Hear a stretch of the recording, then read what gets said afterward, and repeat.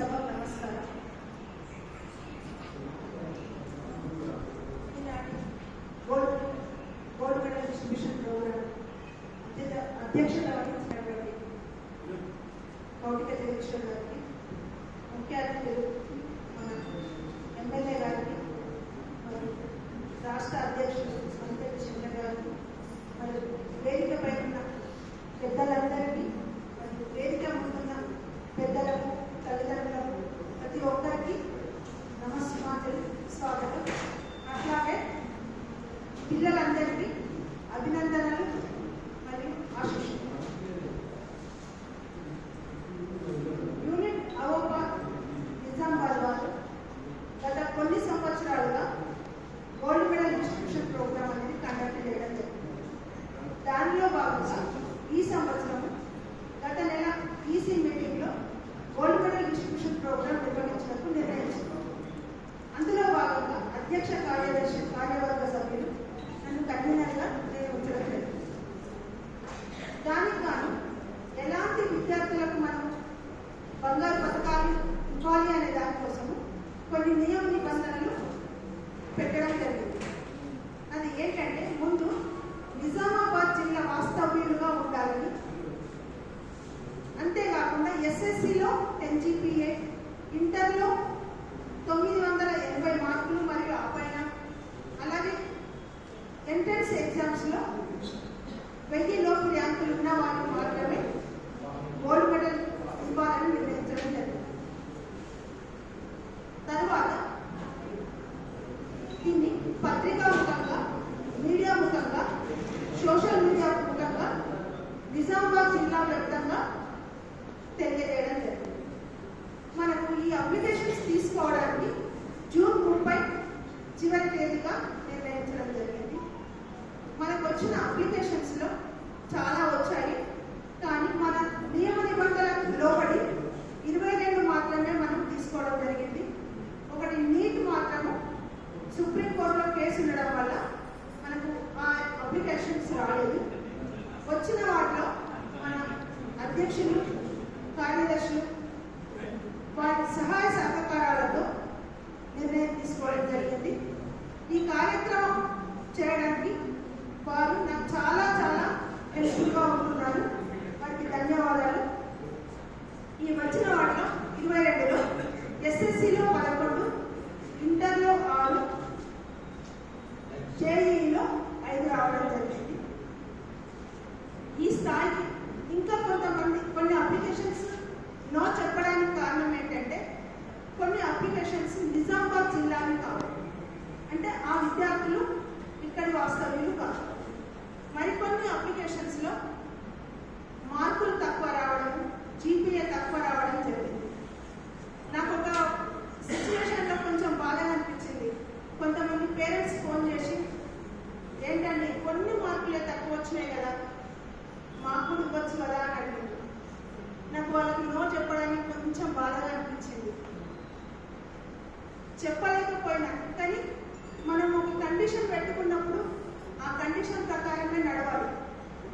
అందుకోసం నో అని చెప్పాల్సి వచ్చింది. కొంచెం మార్కులు తక్కువ వచ్చినా, కొంచెం గ్రేడ్ తక్కువ వచ్చినా అదేం పెద్ద విషయం కాదు. కాకపోతే ఏ ప్రోగ్రామ్ చేసినా, ఏది చేసినా ఒక కండిషన్ అనేది పెట్టుకుంటాం కాబట్టి మనం నో అని చెప్పాం, కానీ వాళ్ళు తక్కువ మార్కులు వేయడానికి కాదు. ఈ ఎవరైతే సెలెక్ట్ అయ్యారో వాళ్ళకు నిజంగా చాలా అభినందనలు.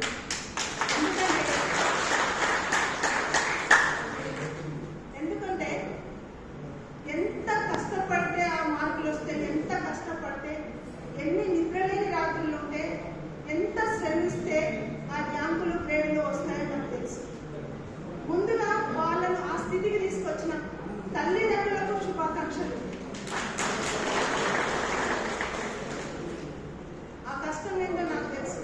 ఎందుకంటే యాజ్ ఏ టీచర్గా ప్రతి సంవత్సరం నేను చూస్తుంటాను, నా క్లాస్ పిల్లలకు 10 GPA రావాలి, మంచి మార్కులు రావాలి అని ప్రతిరోజు నాకు నా ఇంట్లో పిల్లల కంటే కూడా నా స్కూల్ పిల్లల గురించి ఎక్కువ ఆలోచిస్తాను. ఎందుకంటే వాళ్ళకు మంచి ర్యాంక్ వస్తే వాళ్ళు ఏ ప్రైవేట్ స్కూల్లో కాలేజీలో చదివినా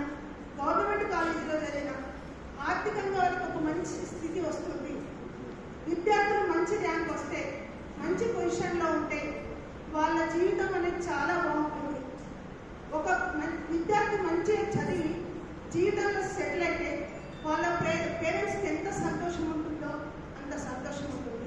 వాళ్ళ కుటుంబ పరిస్థితులు కూడా పూర్తిగా తలక్రిందలవుతాయి. మామూలు స్థితిలో ఉన్న తల్లిదండ్రులు కూడా మంచి స్థితికి వచ్చేస్తారు. ఎందుకంటే నా స్టూడెంట్సే ఎక్కడన్నా కనబడి మేడం నేను ఇచ్చేస్తున్నాను రోడ్డు పూట వెళ్తుంటే షాపులలో ఎక్కడ కనిపించినా కూడా నమస్కారం అని దగ్గరికి వచ్చి చెప్తుంటే అసలు నాకు ఎంత సంతోషంగా ఉంటుందో నా మాటల్లో చెప్పలేదు. కాబట్టి మీకందరికీ కూడా మరి ఒకసారి శుభాభినందనలు. ఇంకో చిన్న విషయం ఏంటంటే నానా మీరు మంచి మార్కులు ర్యాంకులు సాధించారు, కానీ ఎవరన్నా మీ దగ్గరికి వచ్చి మీకు ఎట్లా సాధించాలో మాకు కొంచెం గైడెన్స్ ఇవ్వండి అని అన్నప్పుడు నో చెప్పకండి. ఎందుకోసం అంటే మనకు తెలుసు మన పరిస్థితి ఏందో తెలుసు, మనకి ఎన్ని అవకాశాలు ఉన్నాయి, మనకు ఎలాంటి రిజర్వేషన్స్ లేవు, ఎంత పోరాడితే ఒక స్థితికి వస్తున్నామో మనకు తెలుసు. దయచేసి వేదిక పైన ఉన్న పెద్దలందరికీ నా మనవి, వైశ్య కులంలో పుట్టినందుకు గర్వించాలో, ఏ అవకాశానికి అందుకోలేని స్థితిలో ఉన్నందుకు బాధపడాలో, ర్యాంకులు వచ్చినప్పుడు ముఖ్యంగా నా బిడ్డనే బాధపడుతుంది, మమ్మీ ఈ ర్యాంకుకు ఏ కాలేజ్ వస్తుంది ఏంటి అని అన్నప్పుడు నా కళ్ళకుండా నీళ్ళు వచ్చేస్తాయి. కాబట్టి దయచేసి పెద్దలందరికీ నా హంబుల్ రిక్వెస్ట్, వేరేలాగా అర్థం చేసుకోకండి. మనకు కూడా కొన్ని అవకాశాలు కల్పించడానికి జాతీయ స్థాయిలో రాష్ట్ర స్థాయిలో మీ వంతు సహకారాన్ని మన వైశ్య కులానికి అందించాలని సార్ నా రిక్వెస్ట్ మాత్రమే సార్, తప్పుగా భావించకండి.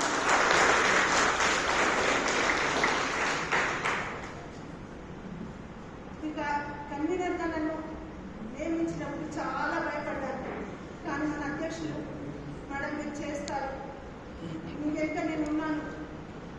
మళ్ళీ తర్వాత కూడా ఫోన్ చేశాను, సార్ వద్దు సార్ మార్చండి సార్, లేదు మేడం నేను ఉన్నాను.